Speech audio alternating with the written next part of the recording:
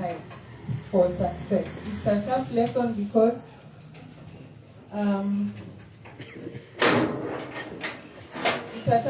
because we are going to dive deep into the personality types.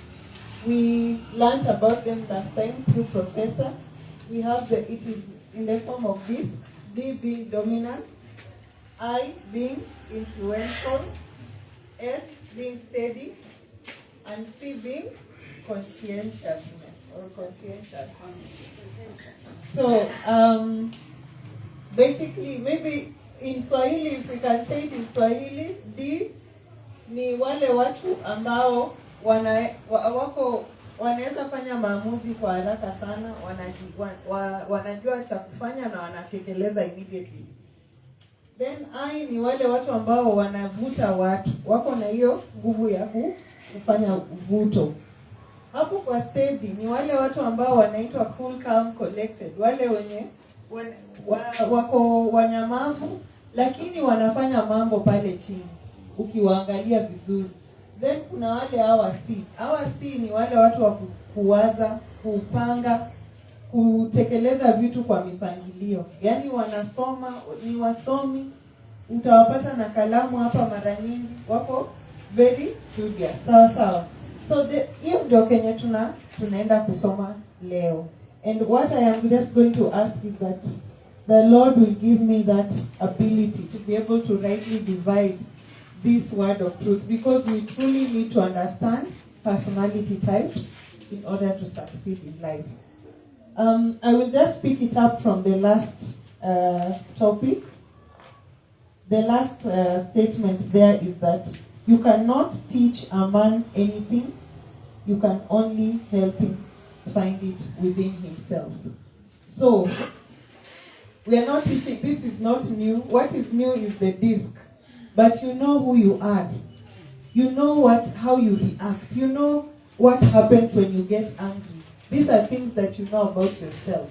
What we are just doing here is to make you aware of why you are the way you are, or why someone else is the way they are. I remember last week after the lesson, my mother told me that I now understand you. This lesson was for me because I now understand why you do the things you do. Because sometimes we've been having that personality differences with my mother because I am a high D. Sawa. So, and for her, I would say that she's very steady. So you see, it's a very, for her and for myself, we find it a bit hard sometimes to cope because we are coming from very different worlds altogether. So, I just want to dive in first about the benefits. I want you to understand why is it important? Why should I understand someone else's or my own personality type? Why is that important for me or for anyone else? And this is what I found out. That understanding personality types helps us to make sense of why people do what they do. Why, how, when, it makes us understand why someone else, like my mother, when she said, now I understand why, or how you are, I now understand. You see? So she knew that this is my daughter, this is her makeup, but she never understood. That depth of understanding was never came to her until the last lesson. So it's very important to understand personality types. Then it helps us become more self-aware. So there are things like, if you look at the like I was looking at this disc, I was seeing a lot of influence in me as well, a lot of cautiousness or conservative type in the C. I am not in S so much. But what I'm saying is that the more you listen, the more you see yourself, oh, this is how I am, and that is going to benefit you in the long run. And the other thing maybe we learned the other day is that we come to prove, to understand ourselves, self-awareness. We come here to develop ourselves, and we come here to actualize. right? To actualize who we are, who we were supposed to be. We come here to ensure that we have become actualized. And it helps us to communicate much better. Because if I understand that someone else is a high D as I am a high D, we are going to exchange words. Is that not true? Because we come from them. So, but if I understand, I will not be drawn into that. It will help that conflict will not escalate. Because I have learned myself. And I know that if I trigger this person who is like me, this is how they are going to react. It leads us to healthy relationships. I think Professor really dwelt on that our relationships become better when we understand each other. It builds empathy. What do I mean by empathy? Empathy is the ability to feel how someone else would feel. What our pastor was telling us a few minutes ago, that Jesus was saying that we need to do unto others what we would have them do to us. That is empathy. Because once you know that if I step on Kibet, for example, he's going to get hurt, then I will not want anyone to step on me. So that is the basic fact. So we need to understand each other to develop empathy. It also leads to better teamwork and leadership. The reason being is that once we understand that Anne is a high D, she makes decisions, she's ready to do things, she's ready to run with things, and then she can plan. So these are her strengths. There are people who need steady people, because there are those who are good at starting and not good at starting. Because I said I'm also at cautious. So I plan and plan and plan. I am very lucky to have that D, because at some point it will help me to start. But my first instinct is not always to start. It's always to make sure that I have really, really planned and planned well. But there are people who are good at starting. So we need them. Because once they start, their fuel dies, and they need the steady people who are ready and patient to go on. Even when things are not good, they will be there. There are people like that. And then there are people who, when things are bad, they are like, this one is not for me. So we need each other, because once we have those different shades of people, then we are able to achieve what we are going to achieve in life as leaders. Because I can position Swale here, I can position Joy here, I can position Mrs. Litwila here, because you understand your people. And as a team, because you understand that this is how I work, and I think if I work well with, for example, Mr. Ngunjiri, then we are supposed to work together on this project together, because he sees differently, very differently from how I see things. So it helps us to, we resolve our conflicts much easier. It creates an environment where we can delegate better. Delegation, what is delegation? Delegation is that I know that this is what needs to be done, but I know that I'm not the best person to do it. So I'll give it for example, let me use Mr. Bujiri. He remembers things. He will remember things that you are like, So that's a good thing. Because to execute plans, you need people who are present-minded in that manner. Alright? So we are able to delegate duties much better. Then it creates an opportunity to an environment where people who are different can thrive. So everyone feels at home. Just because I think differently, I am not disinvited. I am welcome. Everyone says, yes, this is a beautiful thing. You help us see better. The questions you give us challenge us. They make this program to run more swifter, okay? So different people can be able to thrive in such an environment. And it leads to smarter decision making. Why? Because people come from different places and different thoughts, and they see differently. I think we talked about that the other time.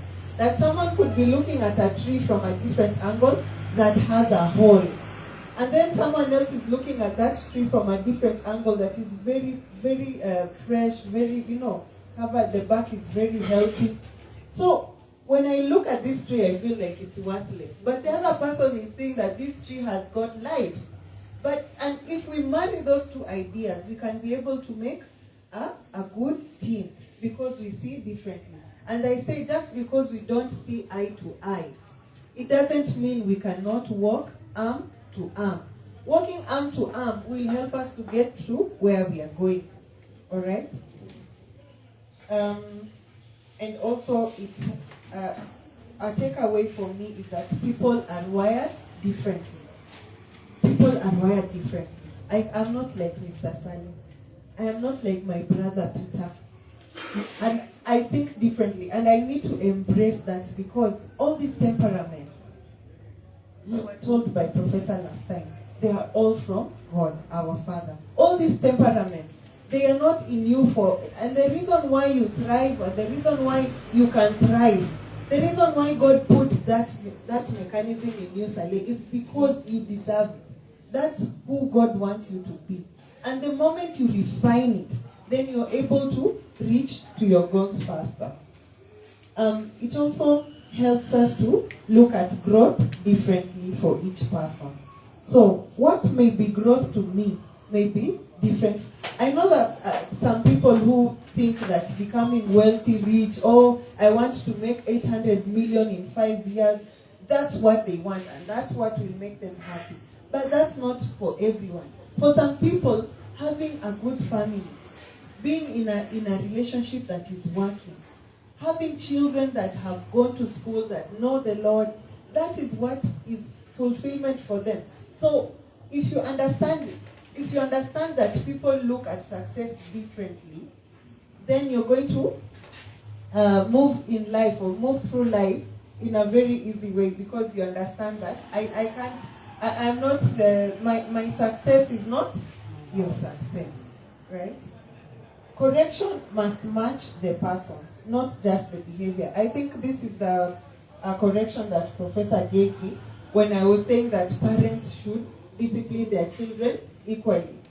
And I went and delved into that topic. And what I realized, or my takeaway, was that correction must match the person. In that, like, let me use my mother. We are 3. I have a sister, and she's I think she's in C and S. So she's very introverted. She's those people they keep to themselves, they are very smart, naturally gifted, but not outward extroverts, you understand? So my sister, my mother never beat her, never, not even once. She would take her slippers to hit her, and she would just start crying, and then she would tell her, "Oh, sorry, mommy." And she did well. Actually, my sister was the best behaved in our home, but she was never beaten. But for someone like me, I used to be beaten. Even sometimes she would wake me up in the morning with beatings because I used to be a handful. Let me just say, I was a handful as a child. Sometimes I used to think that, especially when I think through my life right now, when I think back to my childhood, if she had not beaten me, I think I would be a very different person. And that and God, if I had not met God, I think I would be a very different person in my life. So I just want to say that we cannot correct people the same way, because some people need more pushing, and some will just you'll just nudge them and they understand and they are moving. So that is the takeaway that I took from our last topic. So maybe as we dive into those personality types, we can start with D, the high Ds, okay? And I think what we learned last time is that these people are direct, they're not afraid to speak their mind, they're ready to say anything. Once they know, they know, they know. You know, those are those people. Sawa. So they're direct and very guarded. Guarded, what do I mean by that? They want to guard what they know, okay? And they are fast-paced and very task-oriented. They move quickly and they want to dwell on what is the duty. What am I supposed to do? They want to execute quickly. No questions, no. So long as they have understood what they're supposed to do, they get ready and they start acting. So I wanted to look at these personality types in different perspectives. I wanted to look at the core drive. What is their core drive? What is their core fear? And what is their core gift? So in all the three personality types, I have looked at that. So for the drive of the D, we look at the high D as a results-oriented person, progress, or someone who wants to see things moving. There must be some movement. There can't just be stagnation.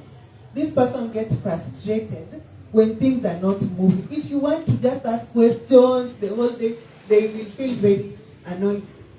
They want to see things. Okay, we've been told this is what you're supposed to do. Even if we can't see things very clearly, let's just move. Because if we don't move, we won't get to where we are going. So you see that person. And then they are victory oriented. They are very like wale watu sportsman. You know, there are people who like to do sports, like Ronaldo. These people who are very oriented in winning. They thrive when they are winning. Okay, so these are the high D's. Their fear. What do they fear? They fear to lose control. Control is very important for a high D person. Not sometimes it's control over people, sometimes it's control over their situation, sometimes it's control over other things that are not related to them. So this is their fear. Then they have a weakness. They fear people knowing that they are weak. Okay, and then they also feel afraid that people may realize that they are inefficient. So a high D person will always want to ensure that they are very efficient. And once they become inefficient, they don't want people to know that they are inefficient. So what is their gift? They are decisive in leadership. So these are people who thrive very well in leadership because they decide quickly. Decisive means ako tayari kufanya maamuzi jana. So that is and the best person I could think of in the Bible is Paul. Saul who became Paul. Saul was a high D personality because as Saul, he was pursuing Christians or the followers of Christ to kill them with passion. You know, he was there when Stephen was being murdered and even took his clothes as a safety. He wanted to keep it for himself as a souvenir. That is how much he believed in what he was doing. Persecution of Christians was in him in such a way that if you could cut his blood, it would just say, kill any Christian you find on your way. That was Saul for you. And when he converted into being a Christian, he pursued Christianity or teaching the word of God with such precision that you cannot match it with anyone. The whole gospel, we have so many books that are attributed to him because he was not just meticulous in going to preach. He was preaching at one point, Paka, someone died. He preached the whole night until someone slept and fell and he died. Because he used to be passionate like that.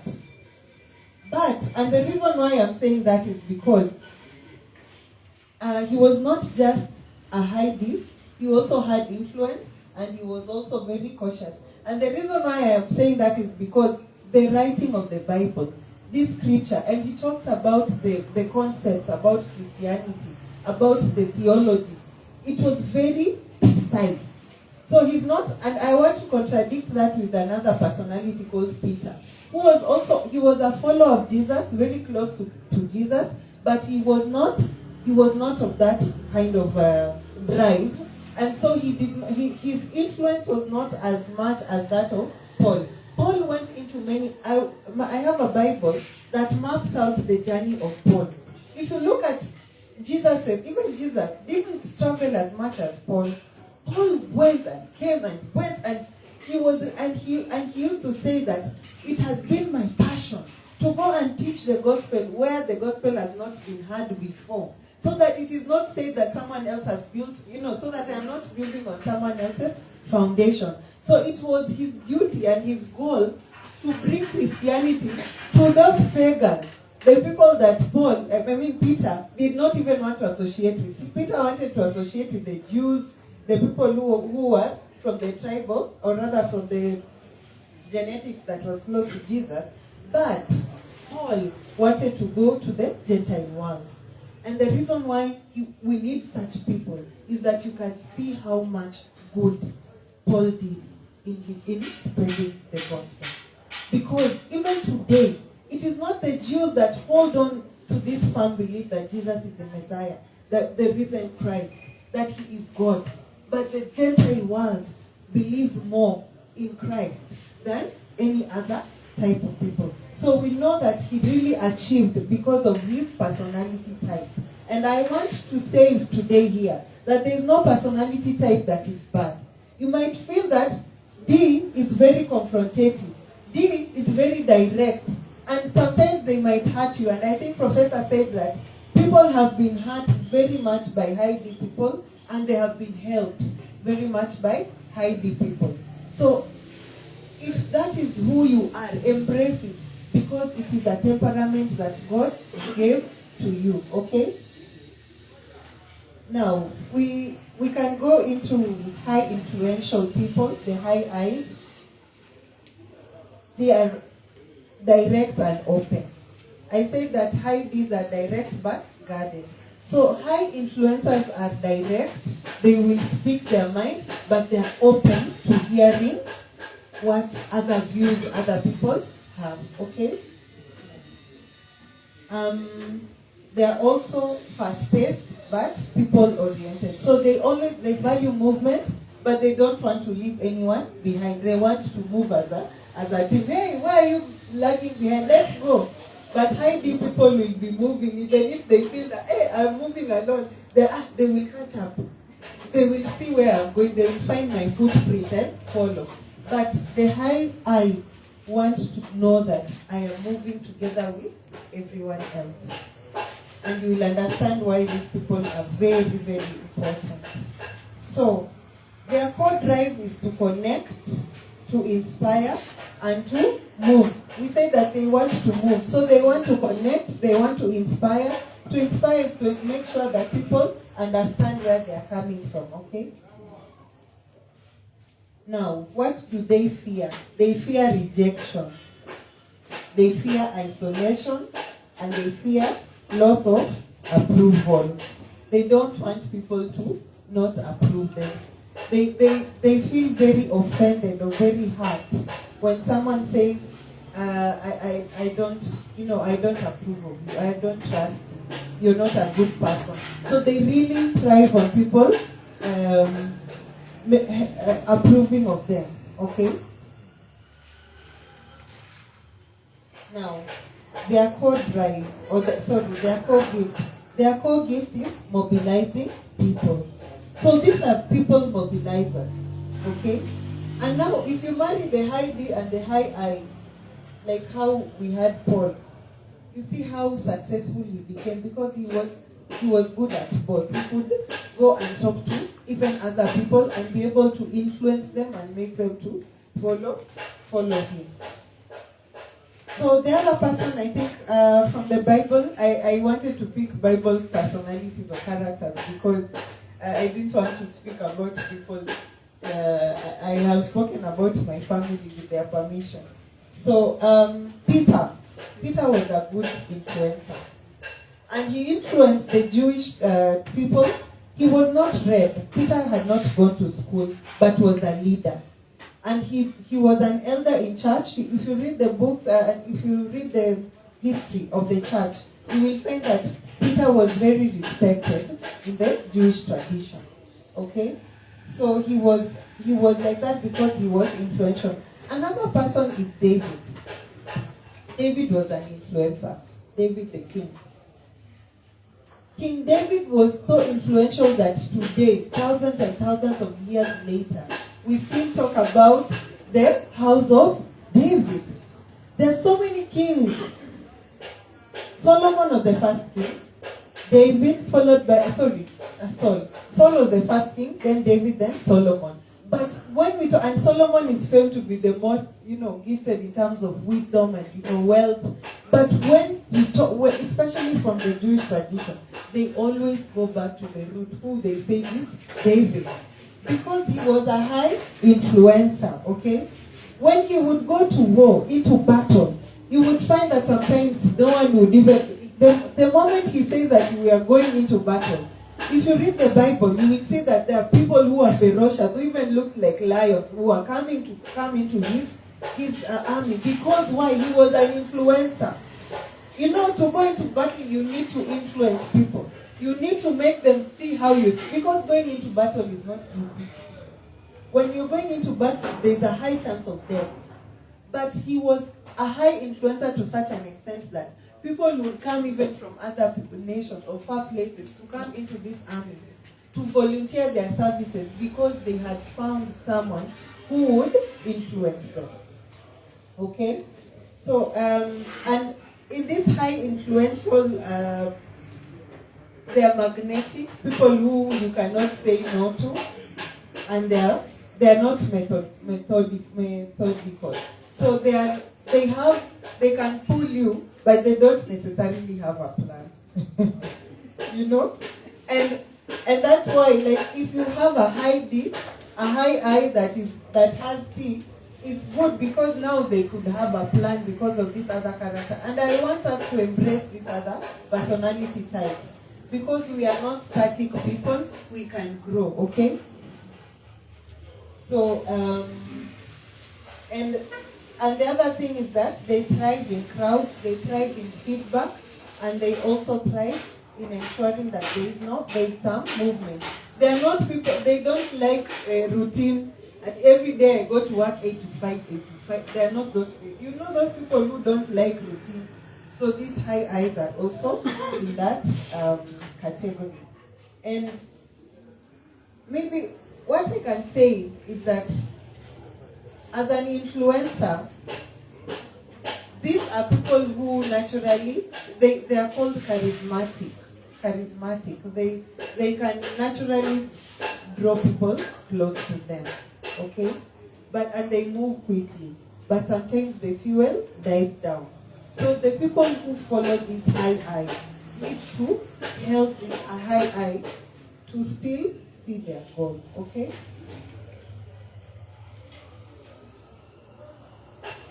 So we can go to the steady people, where we are told that these are the highest makeup of people in the world. So, and the reason is that these people are quite something. They are indirect, as we said, they are indirect, they are in the introvert section. Introvert in Swahili is kukaa kivyako. Kutaka kufanya mambo kivyako. And I have introvertedness in me. I am 51% introvert and then 49% extrovert. So I am almost, but my natural state, if you ask me, I always want to go into, let me be by myself. So, and you need to understand what kind of personality, in terms of outgoing and being inside or introverted, you are. So they are indirect and open. They are open to listen to people. They are open to learn from people. They want to understand people's views, okay?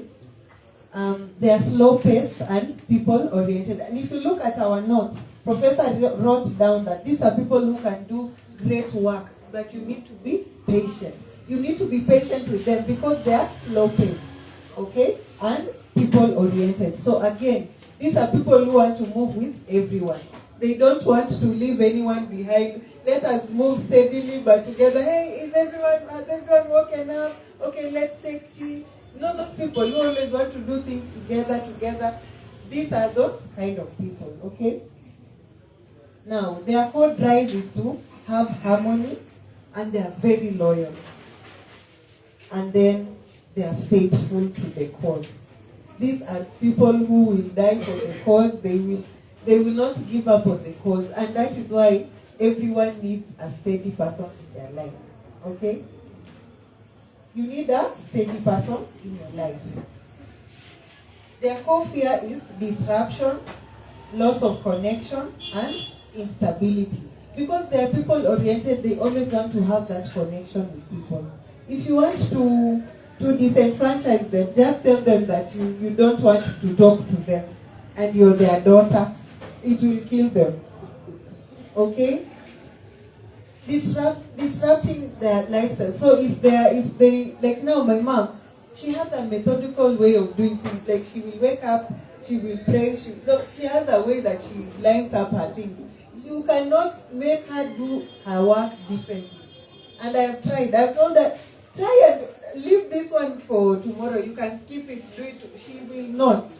She knows that this is how it's supposed to be done, and that's her. Okay? And then they also don't like to be unstable. Their gift is endurance. These are people who are patient. That is their gift. Those people that you always ask, are they okay? How can they just go through this and they're gracious, they wake up, they look good. These are those people, very enduring. And thank God that 35% of the world has steady people. Okay? They don't often start movements, but they are the reason movements last. And that's why we need to thank God for these people. No movement can last without a steady person. So this steady person is the person who will wake up in the morning when you had a loss yesterday. You know those people who, when they lost yesterday, they just want to just wajifunike na walale too, they don't want to wake up. No, steadies will wake up as if nothing happened yesterday. Okay, I sometimes wonder whether Arsenal fans were steady people, but nowadays they are winning. But the idea is that they are always ready. It doesn't matter what goes on, but they are ready to still face tomorrow. Okay? So let us go to high conscientious people. So their core drive is accuracy. Their core drive is truth and integrity. So these are the people who are justice oriented. And sometimes when I say justice, people imagine that justice is fairness. Justice is not fairness. Let me quote a character that we all know about. I think we all know about Emilio Mwai Kibaki.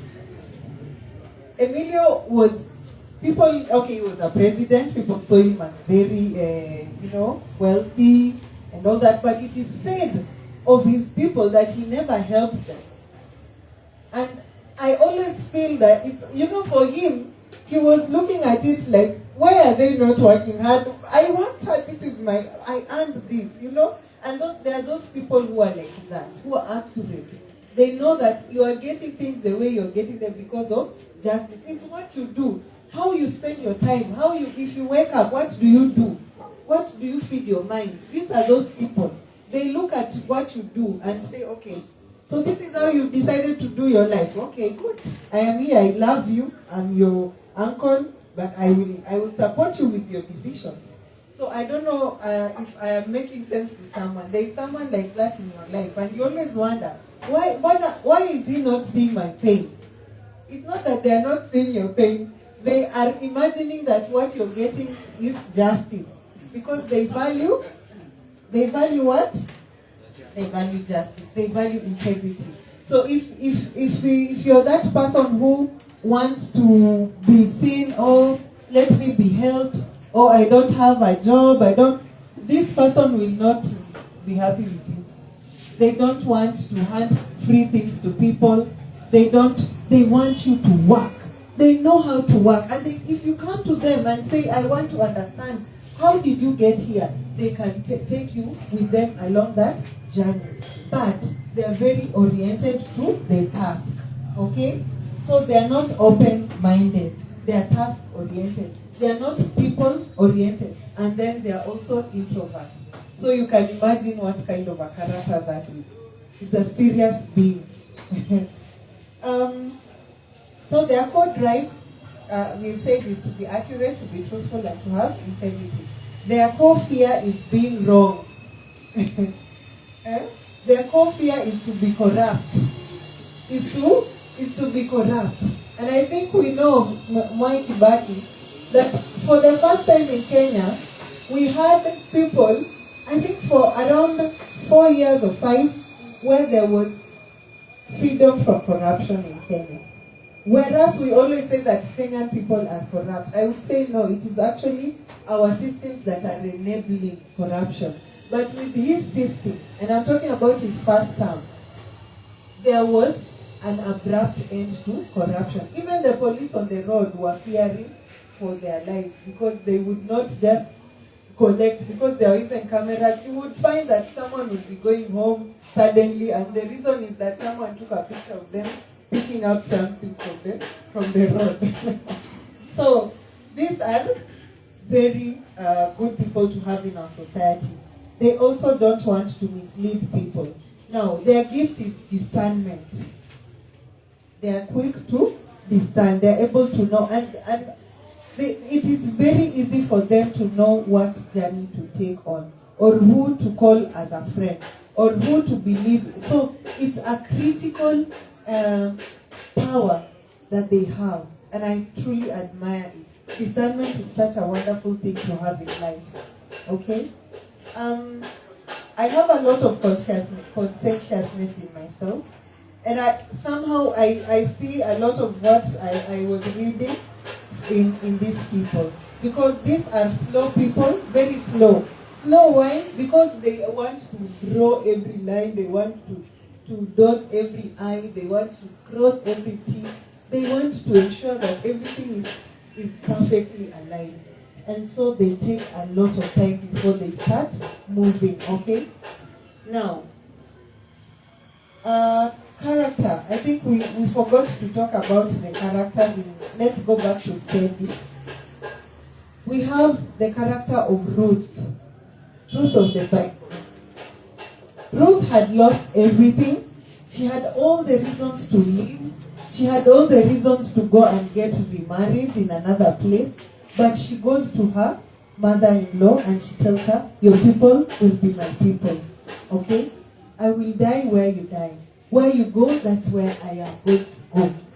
That's the steady person for you. Ready to go with you. Even if, no matter how hard it is, they are going to journey with you. They are going to stay the journey with you.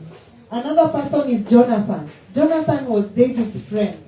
Jonathan was the son of the King Saul. Jonathan ought to have gotten the kingdom, but no, he loved David so much that he was even willing to let go of kingdomship, or rather of that, being king for his friend David. There was never a fight between those two because of the throne. There was never. It's because Jonathan was loyal to the cause. And that's why we say that we thank God that 35% of human beings are in this. Because you can imagine if we had a lot of people in the high deep, how would the world be? It would be unlivable. We would not. Joseph was also another steady person. Joseph was steady because, especially after he was thrown in the pit, sold off into slavery, he never ever changed his character. He was very consistent, very loyal, very, very driven. He never lost sight of where he was going. And that's the kind of nature that the steady people have. So you can imagine how perfect this world is. God really has created a perfect world. To have the Ruths, Jonathans, and the Josephs of today being the most people in our world. That's truly, truly marvelous. I marvel that God is just, the things that he does are just mind-blowing. Okay? The high conscientious people, we've talked about Paul, we've talked about how conscientious he was and how that worked out. Let's look at Dr. Luke. The book of Luke is written by Dr. Luke. And if you read the book of Luke, he says that having considered all the eyewitness accounts, he was very meticulous in writing that book, he was not just joking around writing a book because you just need to write. No. He went and considered eyewitness accounts so that whatever he was, Luke was not he did not witness Jesus. So as he was writing, he really wanted to ensure that he had spoken and heard from the people who had walked with Jesus. So you can imagine how perfect these kind of people are. They want to understand what was seen, what was heard. He doesn't want hearsay. Oh, nilisikia, I heard the other person was saying that Mrs. Litwila said ABC. No, they were like, no. If it's not Mrs. Litwila who said it, you heard someone say Mrs. Litwila was saying, they want the first-hand information. They are very truthful, oriented, and their processes have integrity. Another person I also thought had a lot of this character was Nehemiah. Nehemiah, when he heard that their homeland had been, it was in desolation, that their walls that were famed, the walls were very integral in that season, because especially if you read the olden books, almost every kingdom had a wall around it. So it really bothered him. It really bothered him to the extent that he made a meticulous plan. He planned it out. From the moment, even at praying, the way he was praying, he was not just praying for anything. He was praying for favor so that whatever he's going to start is going to take off. And we need Nehemiahs in our lifetime who are going to build the wall. And he was not even living there. He was living very far. And the people who were living there were seeing the wall is in desolation. No one was caring. But this person was ready to go and build again. So we need Nehemiah in our lives. And so, again, I will say this. There is no one character or personality type that we do not need in our life, or even in ourselves. If you have some bit of D, some bit of I, some bit of S, some bit of C, good for you. Good for you. And I want us to go from there to our master, Jesus. The greatest. Whenever I think of leadership, I always focus on Jesus, because he was the greatest teacher, the greatest leader we can ever have. And that one has been said all over. And I can quote, maybe I can just say this, that the great Mahatma Gandhi had read the gospel. And he said that had it not been for the followers of this Christ, I would have been a Christian. He was so much marveled by the gospel, the works of Jesus. So Jesus was one of those leaders that was a high, very fluid. He could flow. He's not in any of those personality types. And I even researched about that. I asked, what was Jesus' personality type in this matrix? He does not flow, and he's not in any of those. Because if you talk about him, Jesus was the kind of man who would take a whip and whip people because they're desecrating his father's house. He would speak to demons without faltering, and they would run. 3,000 legions, they would say, Master, why have you come? What do you want with us? That's Jesus. Because he was direct, he was dominant. So that is a character that our Father has. And I want us to know that because these are all temperaments that God has. Now, Jesus also had a direct way of correcting. The way he corrected Peter is not the way he corrected John, because John, they say that he was the most loved. John was very, how do I say? Those people who can get offended very quickly. Those people who, if you say anything, even if it is small and you didn't mean it, they will carry it for days. But Peter was a hardcore. So when Jesus is talking to Peter, he's like, you're going to deny me 3 times. And then the next time he meets him, he's like, do you love me? He asks him 3 times. So that he repeats 3 times, I love you, I love you. Why? Because he understood this personality type. When he talks about, when he relates to John, it's a very relational, or rather, he really cares and he wants to come. Let us go to pray. He's talking to him in nice words, But when he turns to Peter, it's like, get behind me, you Satan. And Peter will not even, he'll forget it. The following day is the first to ask questions. I always wonder about this Peter, ever asking questions. Even when he's being chastised, he's always ready to ask, Jesus, now that you're here, why don't we make a dwelling for you so that you can stay here, and then Moses and then Elijah. That is the kind of man that Peter was. But John was the kind of man he's like, Lord, I'm with you. Where do you want me to go? So you can understand that Jesus understood these characters and he was ready to work with them all. Ready to work with the bold, ready to work with the steady, ready to work with the influential, ready to work with the conscientious.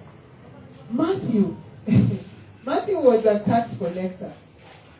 Matthew was very task-oriented. He knows the maths. He knows that this, when you put this and this together, it should add up. Okay? And Jesus also knew how to deal with the publicans and the people who used to be imagined that these are the lightists. The people who like to happy. Jesus would also deal with them. Because why? He could flow. He was fluid in those. And we need to ask God to give us that character. Because in order to be the light of this world, the Bible says that we are the light of this world. So that through us people may see God. Through us people may see God. And we can't be able to influence people. We can't be able to woo people to God's side if we do not have the fluidity in those characters. If you look at Thomas, they call him the doubter. Sometimes I wonder if I could have been that Thomas. Because Thomas did not make a mistake. We sometimes imagine him as a very bad person. He just wanted to know, are you people seeing ghosts? I cannot, unless I see the mark on his hand. And it's a very valid question because of what he was coming from this angle. He's a person who understands methods. He understands character. He understands. He doesn't want to do guesswork. And let me tell you about the disciples of Jesus. Thomas was the one who went the farthest. So it is not for lack of love of God that he was asking that. He went into Asia to bring the gospel. And he died a very terrible death and was happy to die. It is not that he didn't love Jesus. It is because of his personality type that he was asking that particular question. Who? I have to see Jesus to know that he has truly risen. Okay? And these proof-based people, the people who need to see proof, Jesus said that it would be better that you would believe first before you see. But he did not rebuke him. He went to him in a very loving way. Even showed himself to him and showed him the marks. Because that is how he wanted to be reached. And Jesus understands that. And he reached to him at that level. Okay? So, I want us to just understand that every personality that we have is God-inspired. Jesus tailored his teachings and his approaches to the various types that people have today. He was brilliantly gifted, and he truly is. Because why? He was man and God at the same time. I want us to read the book of 1 Corinthians, chapter 12, verse 4 to 6.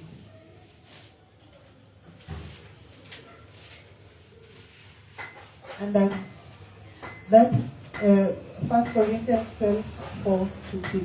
As we look for that, as we conclude, I want us to know that personality types are not boxes. So you're not boxed. That just because you have a lot of B, a lot of C, does not mean that that's where you should be. It's there to train us to be able to be useful, It is there to help us to be guided. It is there to help us to understand ourselves and not to limit us or to excuse our bad behaviors. Because we have some bad behaviors, those the weaknesses. It doesn't say that now that people know I'm a Heidi, I will step on anyone's feet. They understand I'm a Heidi. No. It is not to excuse your character. It is there to help you, to guide you, to teach you to understand, so that you can become better, able to serve people. And the best way to influence others is to serve them. Okay? And that is why Jesus, this high fluid person, or this high fluid God, or deity, was able to wash his disciples' feet. Okay? That's the highest kind of servitude that Jesus was showing them. That even as a leader, you need to serve. Nasema ya kwamba basi pana tofauti za karama, bali roho ni yeye yule. Tena pana tofauti za huduma, na Bwana ni yeye yule. Kisha pana tofauti za kutenda kazi, bali Mungu ni yeye yule azitendaye kazi zote katika wote. Thank you. I would love the English version, please. Anyone? The English version.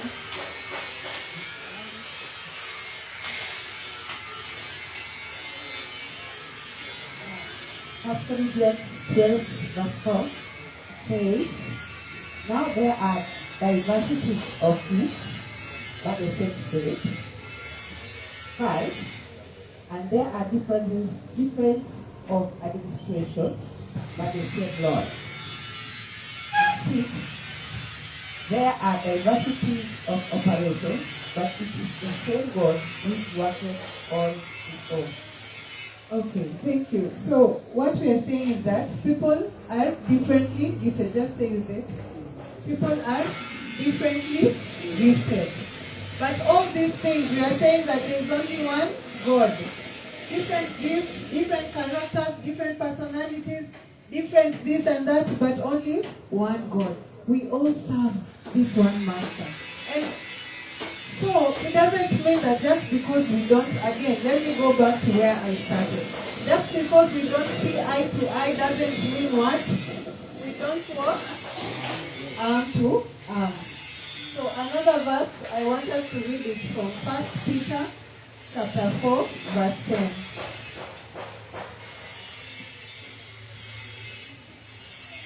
1 Peter chapter 4, verse 10.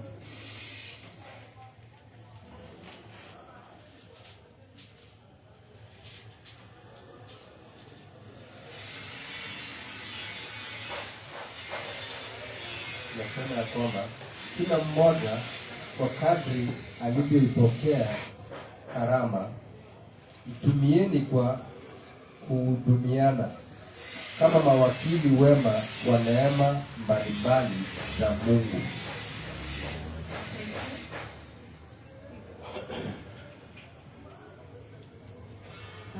First Peter chapter 4 verse 10, it says, as every man has received the gift, even so minister the same one to another, as good stewards of the manifold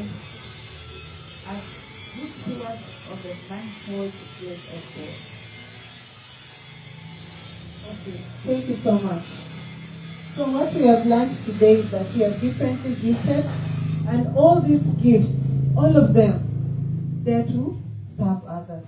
Minister one unto another. So all these gifts are there for the serving of other people. And Jesus served humanity, served his Father. So we need to follow the example of Jesus, because as I said, that he was the best leader. And if ever you want leadership skills, study our Master Jesus. You will become a perfect leader. Our personalities and temperaments are God-given. Use them to serve, to grow, and maintain relationships. Use them as tools. Use them to touch other people's lives. Use them to make people see, to make people understand, to make people grow, to make people become better than they were yesterday or today. Use your gifts to gift other people. Use your gifts to grow other people. That is my parting shot today. And maybe as I sit down, it's just to say that I really appreciate this opportunity to teach, because I have truly taught myself in the study. And I really appreciate my ability to go through, to immerse myself into this topic, has really taught me to be well grounded in God. Thank you so much. My name is Anne Munyo, and I am a proof apprentice trainer. Asante.